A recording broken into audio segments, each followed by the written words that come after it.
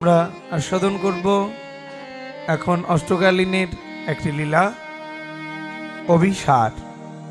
অভিসার শব্দের অর্থ হচ্ছে ভগবানের মনের মতো করে দেহ সাজিয়ে ভগবানকে দর্শনের পিপাসা নিয়ে, আকাঙ্ক্ষা নিয়ে, অনুরাগ, আকুলতা, ব্যাকুলতা, পূর্বরাগ এর সব কয়েকটাই হৃদয়ে নিয়ে ভগবানকে দর্শনের উদ্দেশ্যে গমন করাকে অভিসার বলা হয়।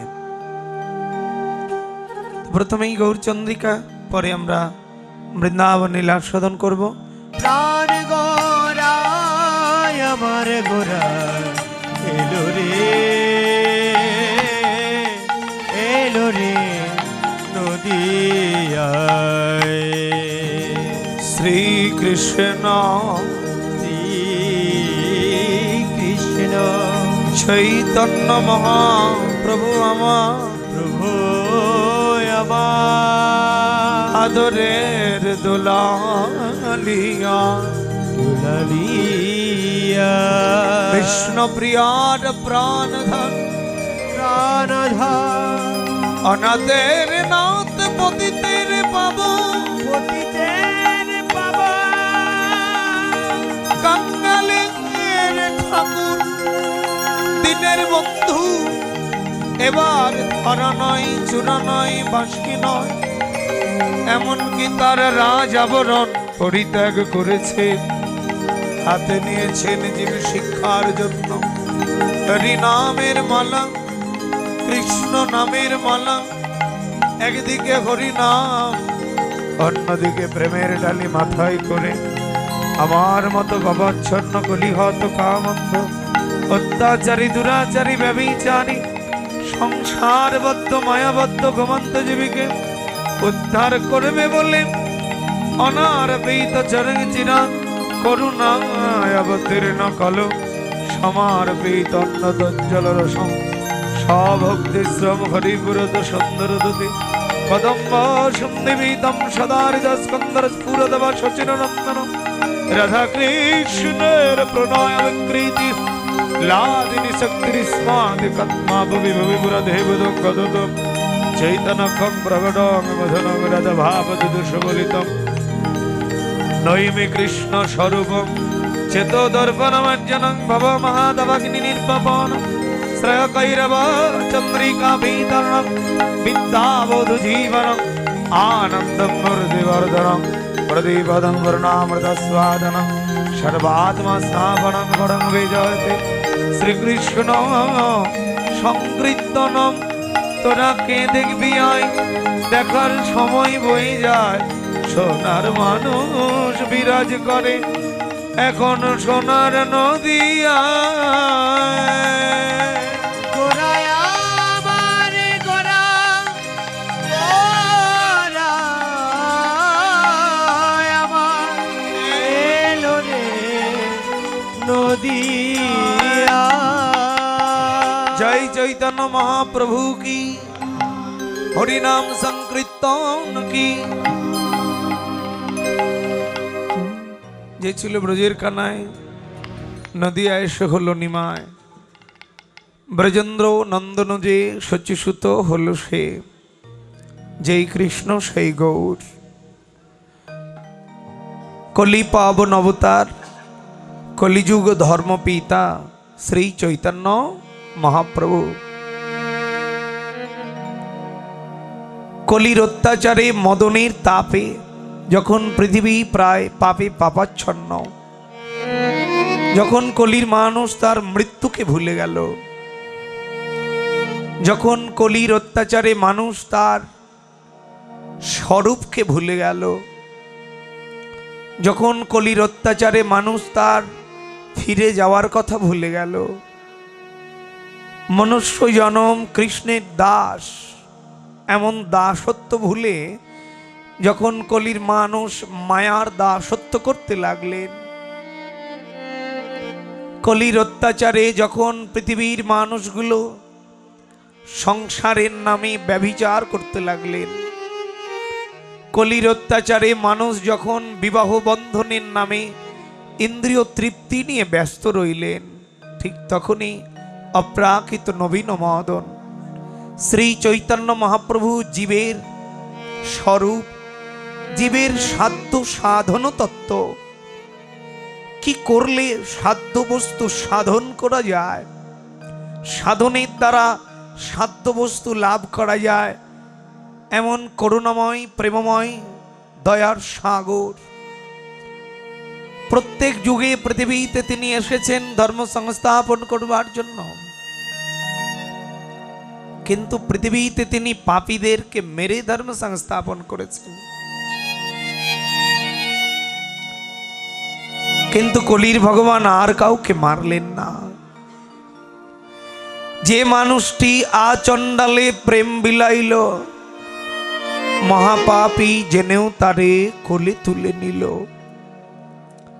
হরিনামে মাতুয়ারা ঝরে চোখের জল, হেমাডন্দে বাহু তুলে বলে একবার বল রে হরি বল।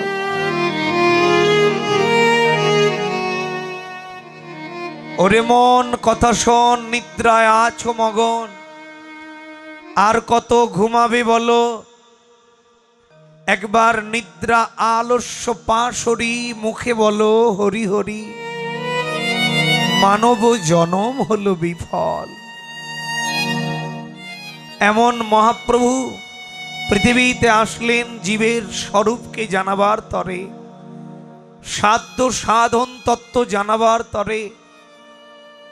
সপার্শ্বদ সঙ্গে করে বলরাম হলো নিতায়, দেবতাদেরকে সঙ্গে নিলেন, মঞ্জরীগণকে স্বর্গস্বামী হিসেবে পৃথিবীতে নিয়ে আসলেন, ললিতা বিশোকা সখীগণকে বৈষ্ণব কবি এবং কীর্তনিয়া হিসেবে অনেক মঞ্জরীকে প্রেরণ করলেন ভগবান পৃথিবীতে। এত মহাত্মার জন্ম হয় নাই এর আগে পৃথিবীতে যতটা কলিযুগে জন্ম হয়েছে। কেন? বৈষ্ণব কবি লিখছেন, গোরারূপে অবতীর্ণ ব্রজেন্দ্র নন্দন, নবদ্বীপ হলো একটা নতুন বৃন্দাবন। কাজ কিরে তোর বৃন্দাবনে, আয় রে ছুটে আয়, ওই দেখ গোলকের ধন যুগল রতন এখন মিলছে নদিয়ায়। যে ধন পাবার জন্য বাল্মীকি লক্ষ লক্ষ বছর সাধনা করে পায়নি, যে ধন পাওয়ার জন্য অন্যান্য যুগে হাজার হাজার বছর তপস্যা করে যাকে পায়নি, সেই মহাপ্রভু যুগল রতন রাধা গোবিন্দের মিলিত তনু শ্রী চৈতন্য মহাপ্রভু রূপে পৃথিবীতে এলো। কথাগুলো খুব মন দিয়ে শুনবেন। মহাপ্রভুকে জানতে হবে, মহাপ্রভুকে বুঝতে হবে, মহাপ্রভুর আদর্শ সংসার জীবন আদর্শে তৈরি করতে হবে, তবেই তো সংসার থেকে মুক্তি। বললেন গোরারূপে অবতীর্ণ ব্রজেন্দ্র নন্দন, নবদ্বীপ হলো একটা নতুন বৃন্দাবন। কাজ কিরে তোর বৃন্দাবনে, আয় রে ছুটে আয়, ওই দেখ গোলকের ধন যুগল রতন এখন মিলছে নদিয়ায়। যুগসার কলির যুগ, ধন্য কলির জীব, হরি নামে কৃষ্ণ নামে দূর করবে অসীম। বললেন যতগুলো যুগ পৃথিবীতে এসেছেন, ব্রহ্মার 29,48,20,000 বছরের মধ্যে মাত্র 4,27,000 বছর আছে। একটা ব্রহ্মা যখন ভগবান সৃষ্টি করেন তখন তাকে তার আয়ু দেয় 29,48,20,000 বছর। এতগুলো বছর পৃথিবী সৃষ্টি হয়েছেন। যেদিন ব্রহ্মার দিন শেষ হয়ে যাবে সেদিন পৃথিবী প্রলয় হবে। তো ব্রহ্মার দিনের মাত্র আর 4,27,000 বছর বাকি রয়েছে। তার মানে কলিযুগ শেষ। এই জন্য বৈষ্ণব কবি লিখেছেন যুগসার কলির যুগ। যতগুলো যুগ পৃথিবীতে এই ব্রহ্মার দিনের মধ্যে ঘুরেছে, নতুন কোনো যুগ নয়, 4টাই ঘুরেছে, সত্য, ত্রেতা, দ্বাপর, কলি, এগুলো ঘুরতেই ছিল। যতদিন না ব্রহ্মার দিন শেষ হয় এটা ঘুরতেই থাকবে। এক একটা যুগ 4 বার 71 বার করে ঘুরবে, তারপরে পৃথিবী প্রলয়, ব্রহ্মার দিন শেষ। সব যুগ শেষ হয়ে গেছে, কলিযুগ সার এখানেই শেষ। এই জন্য কলিযুগের মানুষের আয়ু অল্প, পাপ বেশি দিলেন কলিযুগে। কেন? পৃথিবী প্রলয়ের সময় তো নিষ্পাপ মানুষ পৃথিবীতে থাকলে পৃথিবী প্রলয় হবে না। এই জন্য পাপে পরিপূর্ণ করবে, তারপরে পৃথিবী প্রলয় করবে। এই জন্য দিন যাবে, পাপ বাড়বে। সাধুরা কাঁদছে, এবার যদি জন্ম দাও দয়াল এই ভব সংসারে, একজন কৃষ্ণ ভক্ত মায়ের গর্ভে জন্ম দিও মোরে। নন্দলাল পণ্ডিত কেঁদে বলছেন, প্রভু মানুষ কুলে আর দিও না, তোমার কলির প্রভাবে এখনই মানুষ যেভাবে অত্যাচার করছে, 100 বছর পর আবার যদি পৃথিবীতে আসি তাহলে মানুষের মধ্যে আরো হানাহানি বাড়বে। মানুষ কুলে আর দিও না, বৃন্দাবনে কোনো পোকামাকড় কুলে জন্ম দিও।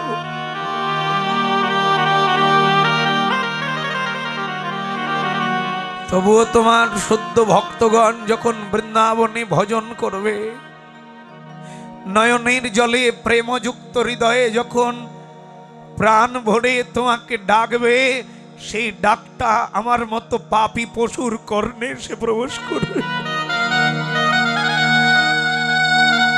এই জন্য বৃন্দাবনে পশুকুলে জন্মও সার্থক। বললেন যুগসার কলির যুগ, ধন্য কলির জীব, হরি নামে কৃষ্ণ নামে দূর করবে আসি। ভেবে দেখুন বাবাজিরা,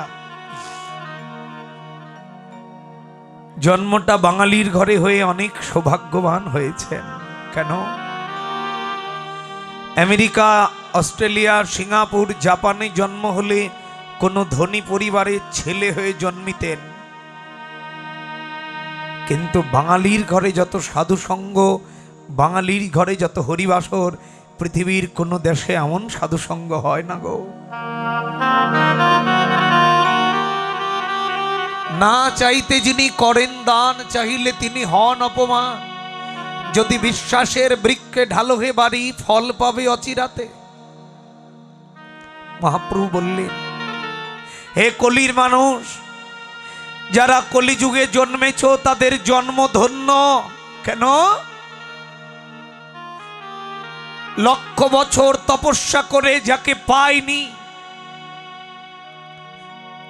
কলিযুগে শুধু প্রেমযুক্ত হৃদয়ে নয়নের জলে হা কৃষ্ণ বলে ডাকলে কলির পূর্বকৃত পাপ, সামনের পাপগুলো ক্ষমা করে দিয়ে গোলক বৃন্দাবনে নিয়ে গিয়ে তাকে জনমের মতো রেখে দেওয়া হয়।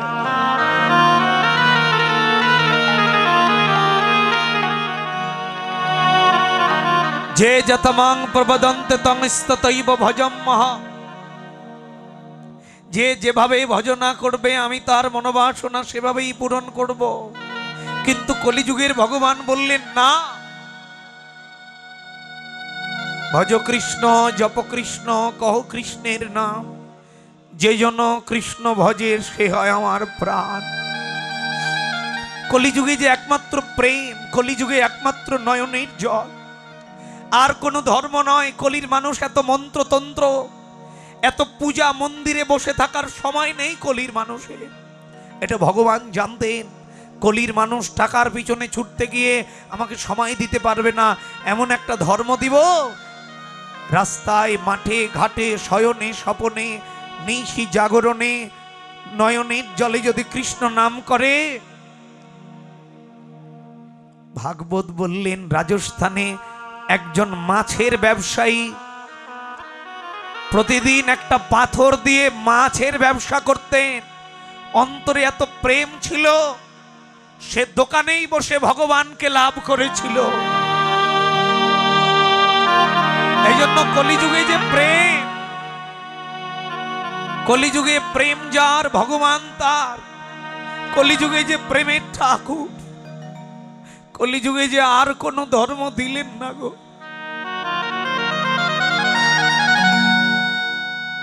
এই জন্য প্রেমের ঠাকুর আজকে প্রেম বিতরণ করছে। ব্রজ বিহারিণী ভাবে বিভাবিত নবদ্বীপ চাঁদ বিভার। নবদ্বীপে আজকে রাধারানীর ভাবক্রান্তি অঙ্গে ধারণ করে শ্রী চৈতন্য মহাপ্রভু নিজে প্রেম দান করছেন। কলির সংসারী মানুষকে বলছেন, হে সংসারী মানুষ,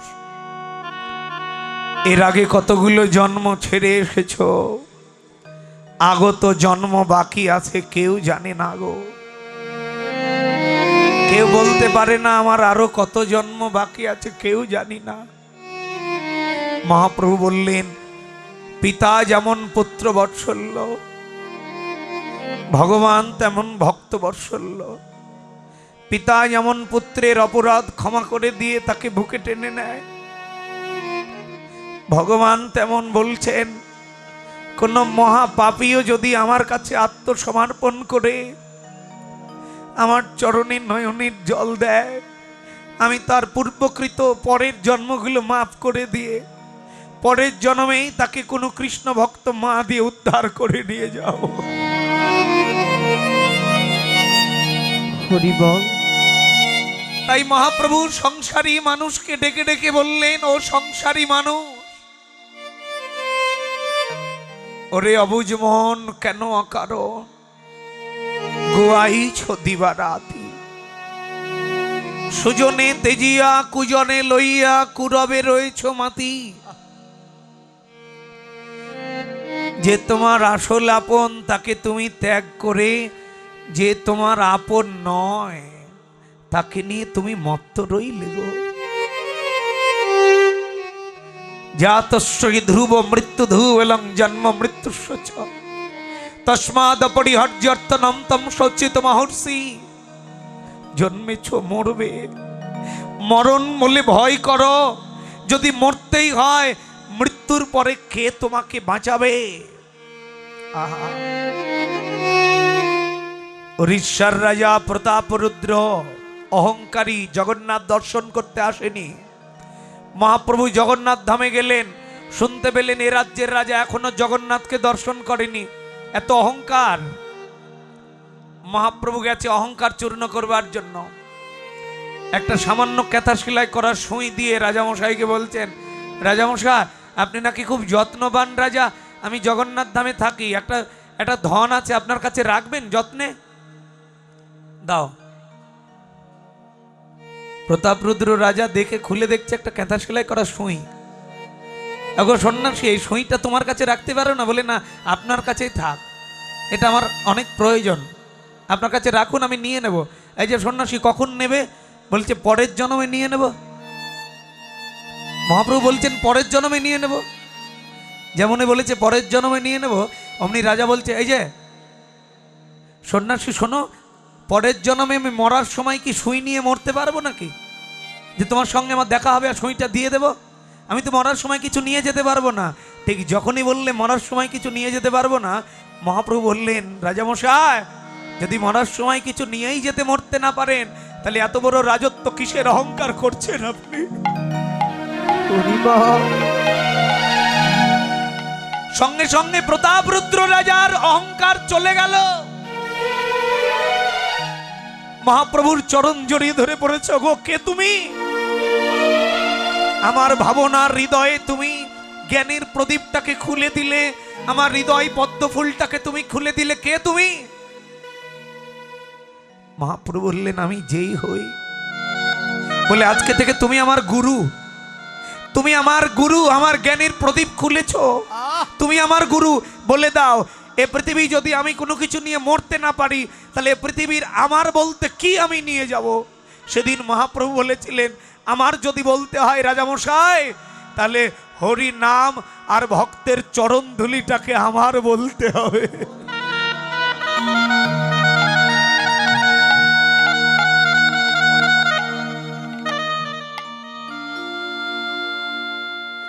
যদি আমার বলতে হয়,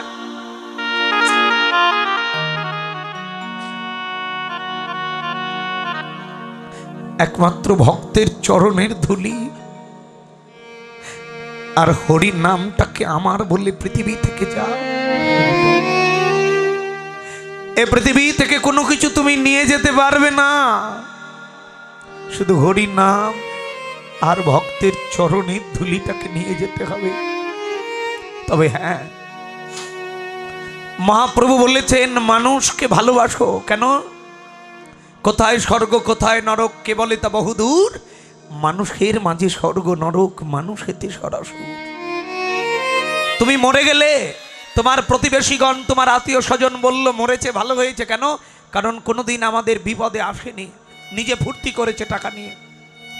তুমি এমন ভালোবেসে যাও সমাজকে, এমন সমাজে কিছু করে যাও, তুমি মরলে 100 জন কাঁদবে। আহারে, ব্যক্তিটা এমনটা ছিল, তুমি মরলে যে 100 জন কাঁদবে, তার একটা চোখের জল যদি ভগবান গ্রহণ করে নেয়, তাহলে ওই চোখের জলেই তুমি ভবনদী পার হয়ে যাবে। হরি হরি বল। এমন করে প্রত্যেকটা মানুষকে বললেন মানুষ হও, আগে মানুষ হও, মানুষকে ভালোবাসো, মানুষের মধ্যে স্বর্গ। মহাপ্রভুকে সেদিন থেকে প্রতাপরুদ্র রাজা প্রতিদিন জগন্নাথ ধামে গিয়ে ঝাড়ু দিত, ধুলিগুলো ঝাড়ু নিয়ে প্রতিদিন চরণের ধুলি একত্রিত করে গায়ে মাখত।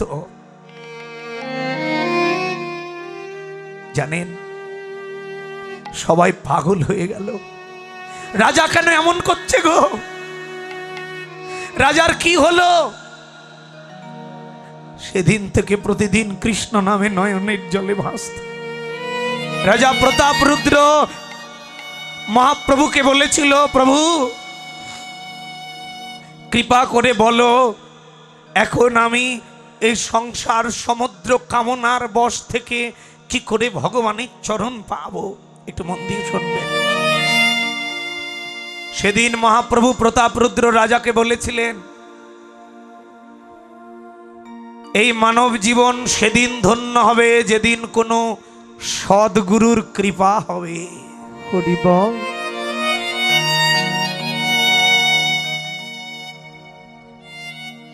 এই সংসার সমুদ্র থেকে মুক্তি পাবে। প্রতাপরুদ্র মহাপ্রভুকে বলেছিলেন, প্রভু বলে দাও, এই সংসার রঙ্গমঞ্চ কামনার সাগরে, এই কামনার সাগর থেকে কি করে উদ্ধার পাবো বলে দাও। সেদিনই মহাপ্রভু দুটো কথা বলেছিল বাবা। এক, যেদিন তোমার কোনো গুরু কৃপা হবে সেদিন বুঝে নিও তোমার আর জন্ম হবে না। এক, আর দুই, যেদিন কোনো কৃষ্ণ ভক্ত মায়ের গর্ভে জন্ম হবে সেদিন বুঝে নিও তোমাকে আর পৃথিবীতে আসতে হবে না। হরি বল। হরি বল। এই দুটি কথা আমাদের সংসারীদের জানা প্রয়োজন। এই জন্য মহাপ্রভু বলেছিলেন, জাতি বিদ্যা রূপ যৌবন পাণ্ডিত্যের অহংকার ছাড়ো, সদ্গুরু কৃপা লাভ করো।